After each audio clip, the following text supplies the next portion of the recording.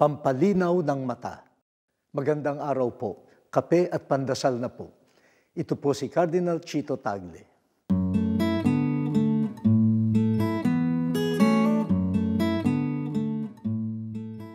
Malaking biyaya ang magkaroon ng malinaw na mata.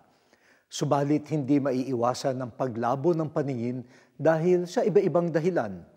Kung minsan, nasa lahi ang kahinaan sa mata, kasama sa pinamana ng mga ninuno.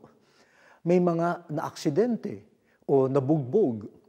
May epekto rin ng edad sa paningin. May lumalabo ang mata habang nagkakaedad. Ang iba naman ay mas lumilinaw. Salamat sa masustansyang pagkain, sapat na pahinga at tulong ng medisina, napapalinaw ang mata.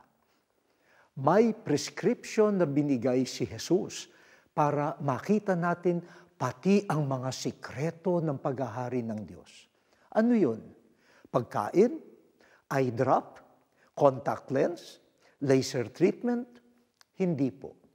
Ang hatol ni Jesus, maging simple, tulad ng bata, para luminaw ang mata.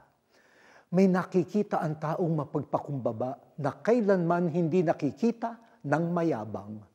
May nakikita ang payak na hindi nakikita ng mapagkunwari. Sundin ang prescription ni Jesus. O Diyos, panatilihin mo kaming simple at mapagpakumbaba para makita namin ang iyong kadakilaan. Amen.